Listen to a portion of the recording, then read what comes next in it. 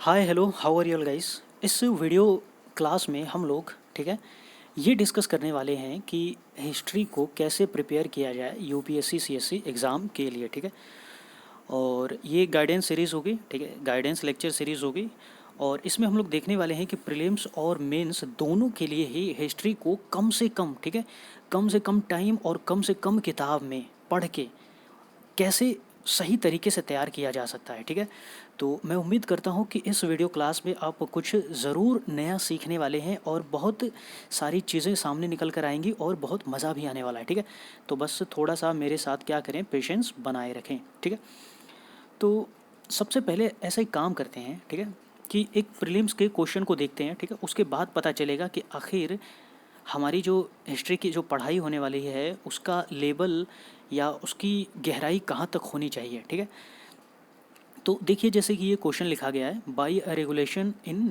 1793। ठीक है, यानी कि एक कानून है 1793 का जिसमें district collector was deprived of his judicial power, made collecting agent only, what was the reason for such regulation. ठीक है, देखिए क्वेश्चन में क्या कहा जा रहा है कि इस कानून में 1793 के कानून में जो डिस्ट्रिक्ट कलेक्टर था, ठीक है, जो आज का जो डीएम होता है ना, ठीक है, डिस्ट्रिक्ट मजिस्ट्रेट, ये पहले डीसी हुआ करता था। ठीक है, आज हालांकि कभी कभी इसको भी इस तरीके से न्यूज़ वगैरह में सुनाया जाता है, ये कहा जाता है। ठीक है, तो डिस्ट्रिक्ट कलेक्टर को क्या किया गया कि जो उसकी जुडिशियल पावर थी उससे क्या किया गया, उसको हटा दिया गया। ठीक है, और उसको सिर्फ रेवेन्यू कलेक्टिंग एजेंट ही रहने दिया गया।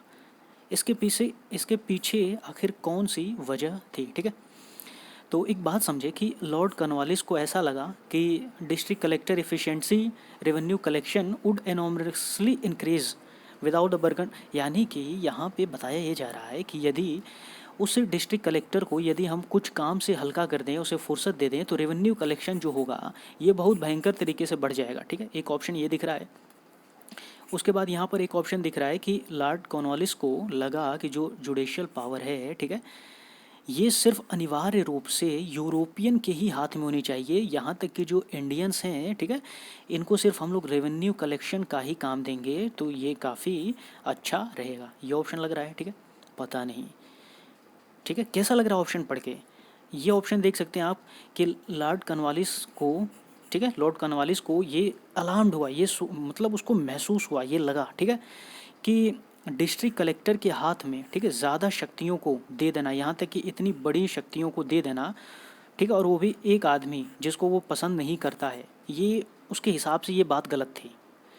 और उसी तरह से एक और ऑप्शन यहाँ पे देख सकते हैं। ठीक है, तो यहाँ पे तो ये ओनली लगा हुआ है तो इसको तो हम लोग ऐसे ही काट सकते हैं। ठीक है, तो मेरे कहने का मतलब मैं इसमें क्या समझाना चाह रहा हूँ कि यदि आप इन ऑप्शन को पढ़ें, ठीक है, तो भैया आप इस बात को समझ जाइए कि आप हिस्ट्री के चाहे कितनी भी किताबें पढ़ लें, ठीक है, उसमें ये डायरेक्ट आंसर आपको नहीं मिलेगा कि आपने सिर्फ बाई रेगुलेशन ऑफ 1793 के कानून को पढ़ा और उसके हिसाब से आपको उसमें कहीं ये आंसर सीधे सीधे मिल जाए। ठीक है, आप देख सकते हैं कि लॉर्ड कॉर्नवालिस है, उसकी मानसिकता, उसकी सोच को यहाँ पे क्वेश्चन में पूछा जा रहा है। तो भैया लॉर्ड कॉर्नवालिस जो था वो कैसे सोचता था, कैसा नहीं सोचता था, ये किताब पढ़ पढ़ के रट रट के आप नहीं समझ सकते हैं। ठीक है, या किताब पढ़ पढ़ के रट रट के इस क्वेश्चन को नहीं लगा सकते हैं। ठीक है, ये प्रीलिम्स 2010 में पूछा गया है, हालांकि इसका आंसर जो है ऑप्शन कौन सा, ये सी वाला है। ठीक है, चलिए इसमें कुछ और क्वेश्चन को हम लोग देखते हैं। एक और क्वेश्चन यहाँ देखेंगे। ठीक है, which of the following statements correctly explain the impact of industrial revolution, ठीक है, India during first half 19 century, यानी कि ये करीब 1850 के समय की बात कर रहा है ना, फर्स्ट हाफ 19 सेंचुरी। उस समय कह रहा है कि जो इंडस्ट्रियल रिवॉल्यूशन हुआ था भैया, ठीक है, उसके क्या क्या इम्पैक्ट भारत में दिखते हैं, भारत में मालूम पड़ते हैं। ठीक है, तो इंडियन हैंडीक्राफ्ट जो है बर्बाद हो गया। ठीक है, मशीन भारत में लाई गई और टेक्सटाइल इंडस्ट्री बहुत ढेर सारी लगाई गई। ठीक है, रेलवे लाइंस बिछाई गई। ठीक है, हीवी ड्यूटी लगाया गया। अब आप एक बात को समझिए कि जब भी इंडस्ट्रियल रिवोल्यूशन हुआ, ठीक है, 19 सेंचुरी की बात कर रहा है, तो ये चारों ही ऑप्शन सही हैं। बात आ रही है समझ में। लेकिन भैया क्योंकि ये मल्टीपल चॉइस तो है नहीं, यानी ऐसा तो है नहीं कि इसमें बहुत ढेर सारे ऑप्शन सही होंगे, सही तो एक ही होगा और ये 2020 में ही पूछा गया है। ठीक है, तो क्या आपको लग रहा है कि जब इस तरह के क्वेश्चन आपसे पूछे जाएंगे तो खूब ढेर सारी किताबें पढ़ लोगे, रट लोगे, याद कर लोगे, तो ऐसे क्वेश्चन को लगा पाओगे? नहीं लगा सकते हैं, है ना। यानी कि यूपीएससी का जो प्रीलिम्स का एग्ज़ाम होता है, मान के चलिए उसमें 70 से 80% जो क्वेश्चन होते हैं वो आपको ऐसे ही मिलने वाले हैं। आपको लगेगा कि चारों सही है, आपको चारों में से कोई नहीं आ रहा होगा, ठीक है। चारों में से हो सकता है कि आप 2 ऑप्शन काट लें, ठीक है, 2 ऑप्शन में फंस जाएं। यानी कि आपको क्या करना है भैया, गेस तो करना ही पड़ेगा। तो हम समझ क्या सकते हैं, वैसे इसका जो सही आंसर है ये वाला, ठीक है, ए है। तो हम लोग क्या समझ सकते हैं कि जो यूपीएससी है, ठीक है, वो वास्तव में क्या करने वाली चीज़ है भैया। चाहे वो बात प्रीलिम्स की करी जाए, चाहे मेंस की करी जाए, आपको उसमें क्या करना है, समझ को विकास करना है, अपनी समझदारी को विकसित करना है, ठीक है। एनालिसिस को बढ़ाना है। रटंत से काम नहीं कर चलेगा। यदि आप पीसीएस का एग्ज़ाम दे रहे हैं, एसएससी का एग्ज़ाम दे रहे हैं, ठीक है, या फिर आप बैंक का एग्ज़ाम दे रहे हैं, वहाँ की हिस्ट्री अलग होती है कि ताजमहल किसने बनवाया, ठीक है, ताजमहल कहाँ पाया जाता है, दिल्ली का लाल किला किसने बनवाया। तो ये सारी चीज़ें क्या है, फैक्चुअल चीज़ें पूछी जाती हैं, ठीक है। लेकिन जब बात यूपीएससी की करी जाती है तो भैया क्वेश्चन देखो उसी किताब से आएगा, लेकिन ऑप्शन जो ऐसे डिज़ाइन कर दिए जाएंगे कि आपके मनोवैज्ञानिक अनुभवों पर निर्भर करता है कि आप उसमें से कौन से वाले ऑप्शन को सेलेक्ट करने वाले हैं, ठीक है। हालांकि ये तो इस तरीके की बातें हो गई, ठीक है। ये जो इन्फॉर्मेशन मैं अब डेटा इन्फॉर्मेशन दिखाने वाला हूँ, ठीक है, ये मैंने विजन आईएएस की वेबसाइट से डाउनलोड किया है, ठीक है। तो ऐसा नहीं सोचना कि ये कोई फर्जीवाड़ा डेटा है। अब देखो कि 2020 में प्रीलिम्स में कहाँ हिस्ट्री के कहाँ कहाँ से क्वेश्चन आए, ठीक है। यहाँ से देख सकते हैं आप, ये क्वेश्चन देखो, दिख रहा है। एंशियंट इंडिया से 4 क्वेश्चन दिख रहे हैं, मिडाइवल इंडिया से 2 क्वेश्चन दिख रहा है, ठीक है। आर्ट एंड कल्चर से 4 क्वेश्चन दिख रहा है, मॉडर्न इंडिया से 9 क्वेश्चन दिख रहा है, ठीक है। तो अब एक पागल बेवकूफ़ आदमी भी जो थोड़ा सीरियस एस्पिरेंट है तो वो तुरंत समझ जाएगा भैया हिस्ट्री में सबसे पहले मॉडर्न इंडिया पर फोकस करना है, क्योंकि इसमें 9 क्वेश्चन पूछे जा रहे हैं, ठीक है। उसके बाद वो थोड़ा दिमाग लगाएगा तो मिडेवल इंडिया तो पहले ही काटेगा, ठीक है, 2 क्वेश्चन आ रहे हैं। एंशियंट इंडिया पर भी वो क्या करेगा, पहले निशान लगाएगा और साथ में आर्ट एंड कल्चर पर भी निशान लगाएगा, ठीक है। 2 क्वेश्चन आ रहे हैं भैया, 2 क्वेश्चन के लिए बड़ी बड़ी मोटी मोटी किताबें पढ़ोगे, ये कोई बहुत वैसी चीज़ बनती है नहीं, ठीक है। तो ये 2020 की बात रही, ठीक है। कुछ और देखते हैं इसमें हम लोग। देखिए 2019 के बारे में हम लोग देखें प्रीलिम्स में, तो मॉडर्न हिस्ट्री से 6 क्वेश्चन, ठीक है, यानी हमें ये तैयार करना चाहिए। मिडाइवल इंडिया से 5 क्वेश्चन, ठीक है, इस बार थोड़े ज़्यादा आ गए, ठीक है। उसके बाद आर्ट एंड कल्चर से क्या है, 2 क्वेश्चन आ गए, ठीक है। एंशिएंट इंडिया से भी क्या है, थोड़े ज़्यादा आ गए। यानी एक चीज़ तो तय है कि मॉडर्न हिस्ट्री तो हमें हर हाल में अच्छे तरीके से ही पढ़नी है, ठीक है। 2020 के क्वेश्चन को देख के हम ये बात समझ सकते हैं, ठीक। अच्छा, उसके बाद 2018 के क्वेश्चन को भी हम लोग देखें, ठीक है। तो मिडाइवल इंडिया 1 क्वेश्चन, ठीक है। आर्ट एंड कल्चर 6 क्वेश्चन, ठीक है। और उसके बाद मॉडर्न इंडिया आप देख सकते हैं यहाँ से, ये आपका 12 क्वेश्चन दिख रहा है, ठीक है।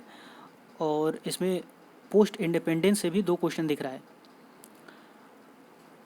अब एक चीज़ समझ जाओ, मेरे कहने का मतलब क्या है कि अब इतनी इन्फॉर्मेशन से आप थोड़ा दिमाग लगा दें, ठीक है। तो आपको सबसे पहले मॉडर्न इंडिया अच्छे से पढ़ना है, ठीक है।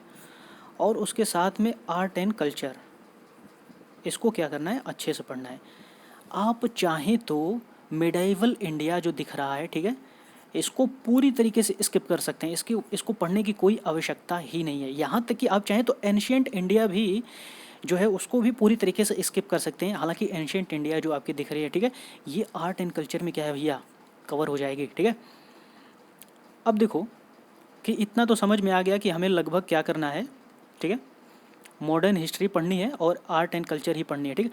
तो उसके पहले पढ़ेंगे कैसे, कहाँ से शुरू करेंगे, ठीक है। कुछ वजह होनी चाहिए ना, कुछ बुनियाद होनी चाहिए ना, कुछ बेस होना चाहिए। यदि आप नए खिलाड़ी हैं, ऑलमोस्ट हम लोग जितने भी मैथ और साइंस के बच्चे रहते हैं, ठीक है भैया, क्लास 10 तक हमारी हवा ख़राब होती है। मैं अपनी पर्सनली अपनी बात बता दूं, ठीक है। हालांकि मैं एक अच्छे स्कूल में पढ़ता था, ठीक है, आईसीएसई बोर्ड का स्कूल था, अच्छा स्कूल था, ज़िले का नंबर 1 स्कूल, ठीक है। ज़िले का नंबर 1 स्कूल तो था, लेकिन यहाँ पे जो हिस्ट्री जैसी चीज़ें हो गई या सोशल साइंस जैसी चीज़ें हो गई, ये सब मेरा स्लीपिंग टाइम हुआ करता था, ठीक है।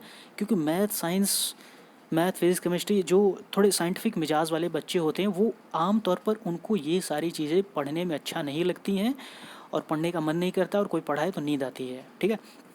तो मेरी कहने का मतलब है, समझ जाओ, पढ़ना तो हम लोगों को है वही है, मॉडर्न हिस्ट्री पढ़ना है और आर्ट एंड कल्चर ही पढ़ना है, ठीक है। लेकिन कहाँ से शुरू करेंगे? डायरेक्ट कोई ऐसे अंधाधुंध किताब नहीं उठाना है, ठीक है। सबसे पहले क्या करोगे, क्लास 6 की ये वाली किताब उठाओगे, ठीक है। क्लास 7 की ये वाली किताब उठाओगे, ठीक है। ये सब एनसीईआरटी की किताब है, एनसीईआरटी की किताब है। अब एनसीईआरटी की किताब क्यों पढ़नी है, कैसे पढ़नी है, ठीक है, इसके बारे में भी हम लोगों ने किसी दूसरे वीडियो क्लास में डिस्कस किया है, ठीक है, उसको भी देख लेना।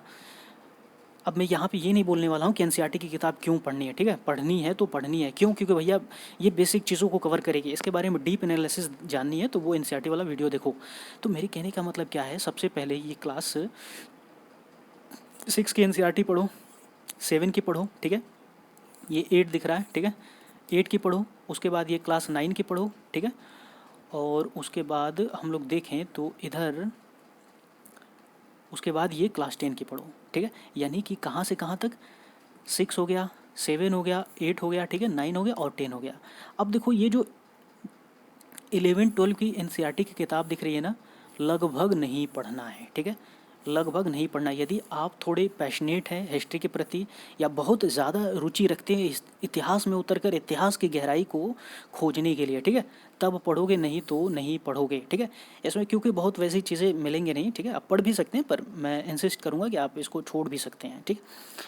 अब देखो उसके बाद ये जब पढ़ लोगे ना एनसीईआरटी की किताब, ठीक है, लगभग उस एनसीईआरटी की किताब को पढ़ के नोट्स वगैरह नहीं बनाओगे। पहली बात, ये जो नोट्स बनाने का जो क्या कहेंगे, एक तमाशा या क्या कहें, नाटक लगा रहता है बच्चों में कि मैं नोट्स बनाऊंगा, नोट्स बनाऊंगा। नोट्स अभी नहीं बनाना है, ठीक है। अभी नोट्स बनाओगे पता ही नहीं चलेगा क्या बनाना है, क्या नहीं बनाना है, क्या पढ़ना है, क्या छोड़ना है, पता ही नहीं चलेगा, ठीक है। उसके बाद क्या करो, मॉडर्न हिस्ट्री हो गया, फ्रीडम स्ट्रगल हो गया, पोस्ट इंडिपेंडेंस हो गया, ठीक है, वो एक ये किताब पढ़ सकते हैं। हालांकि इसके बहुत सारे अल्टरनेटिव बुक्स भी आती हैं, वो भी पढ़ सकते हैं, पर मुझे लगता है कि मॉडर्न इंडिया जो a brief history of modern India जो स्पेक्ट्रम की जो किताब है, ठीक है, ये ठीक ठाक है, इसमें काम की चीज़ें मिल जाती हैं, तो आप यहाँ से पढ़ सकते हैं। और ये तीनों चीज़ें यहीं से कवर कर लो, ठीक है। कौन कौन सी वाली, मॉडर्न हिस्ट्री वाली, फ्रीडम स्ट्रगल वाली और पोस्ट इंडिपेंडेंस वाली। पोस्ट इंडिपेंडेंस यदि आप चाहें तो ठीक है, डॉक्टर विकास देवीकीर्ति सर के चैनल पर, ठीक है, उनकी जो यूट्यूब चैनल है उस पर 2-3 वीडियो है पोस्ट इंडिपेंडेंस का, इंदिरा गांधी नेहरू वाला, ठीक है, उसको भी देख लेना, वहाँ से थोड़ा सा हेल्प मिल जाएगा। और जो आर्ट एंड कल्चर है ना, सिर्फ एक किताब, कौन सी वाली, an introduction to Indian art part 1, class 11 में ये फाइन आर्ट्स की जो बुक होती है सिर्फ यही पढ़ना है। नितिन सिंघानिया वाली जो किताब है जो, ठीक है, मैंने इसको करीब 1 सप्ताह तक पढ़ा था, ठीक है, 1 वीक तक पढ़ा था। पढ़ने के बाद मुझे एक चीज़ यही समझ में आ गई, ठीक है, कि ये किताब है तो सही, ठीक, लेकिन आर्ट एंड कल्चर का जो स्कोप है हमारी यूपीएससी में, वो 2 से 3 सवाल ही आने वाले हैं, ठीक है। अब 2 से 3 सवाल के लिए भैया नितिन सिंघानिया इतनी मोटी मोटी किताबें पढ़ोगे, इतनी ढेर सारी इन्फॉर्मेशन याद करोगे, ये कुछ बहुत सही आउटपुट निकलता है नहीं, ठीक है।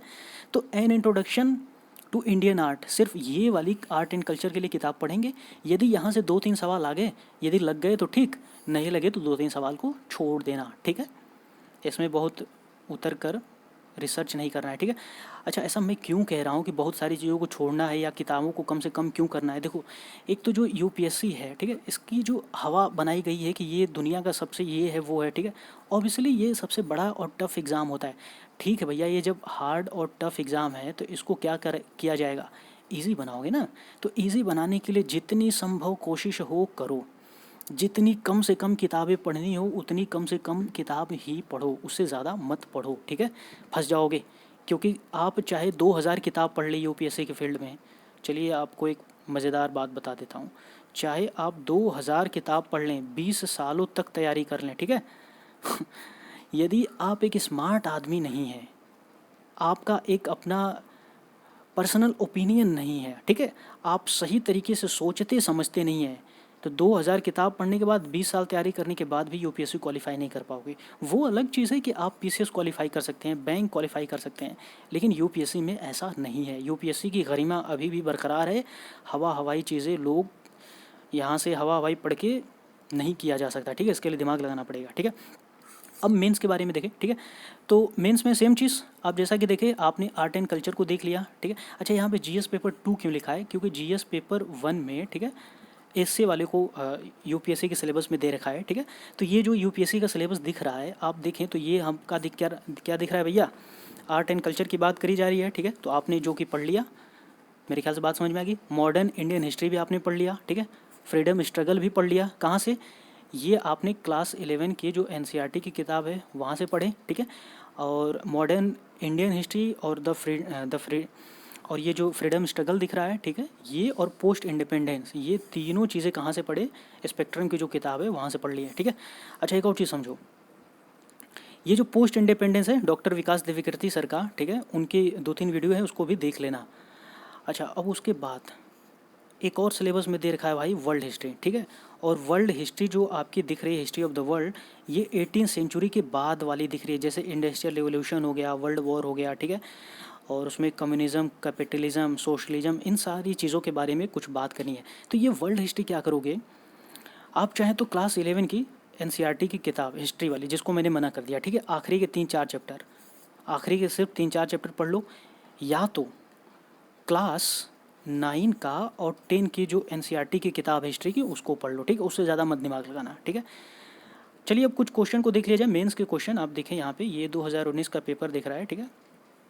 तो 2019 के पेपर में आप जैसे ये देखें, यहाँ पे क्या कह रहा है भैया, सेंट्रल एशियन, ठीक है, और Greco Bactrian element in the Gandhara art, ठीक है। ये जो क्लास 11 की किताब एनसीईआरटी वाली जो मैं बताया हूँ ना, आर्ट एंड कल्चर वाली, वो पढ़ोगे, उसमें ये आराम से चीज़ मिल जाएगी, ठीक है, उसी में से ये सवाल लग जाएगा, ठीक। मेरे ख्याल से बात समझ में आ गई। उसके बाद देखिए ये क्वेश्चन क्या कह रहा है कि the 1857 uprising was the culmination of the recurrent big and small local rebellions that occurred in the preceding 100 years of British rule। कह रहा है कि भैया जो 1857 की लड़ाई थी या विद्रोह था या क्रांति था, छोटे मोटे देश में हमारे देश में छोटे मोटे आप देख सकते हैं कि स्थानीय विद्रोह होते थे, होते होते भैया ये 100 वर्षों के बाद ये लोग एक भयानक तरीके की क्रांति कहें या विद्रोह ला दिए। इस बात को समझाइए, सुस्पष्ट करिए, ठीक है, समझाइए, एक्सप्लेन करिए, इलुसिडेट। तो ये क्वेश्चन भी जो दिख रहा है ना, ये क्वेश्चन भी आपका स्पेक्ट्रम की ही किताब से लग जाएगा, ठीक है। उसके बाद ये क्वेश्चन देख लो, क्या कह रहा है कि इंडियन रेनेसा जो हुआ था 19 सेंचुरी में, जिसके फादर क्या बोले जाते हैं, राजा राम मोहन रॉय, ठीक है, इसको नेशनल आइडेंटिटी से किस तरीके से जोड़ा गया है, इस बात को समझाइए, ठीक है। तो ये सारे जो क्वेश्चन दिख रहे हैं ना भाई, 2019 के हो चाहे 2020 के, चाहे किसी भी साल के, ठीक है, वो जो तरीका मैं बताया हूँ वो तरीका लगभग सही जाता है, ठीक है। अब बहुत सारे लोग अलग अलग तरीके से पढ़ाई कर रहे हैं, तो मैं उसके लिए नहीं कह रहा हूँ, ठीक है, लेकिन फिर भी आप इस तरीके से भी पढ़ाई कर सकते हैं, ठीक है। तो कैसा लगा है इस बारे में आप अपनी बात बताएं, ठीक है। और यहाँ तक वीडियो को देखने के लिए शुक्रिया। मिलते हैं अगली क्लास में, तब तक के लिए हंसते रहिए, मुस्कुराते रहिए, खुश रहिए, and God bless you all, ठीक है।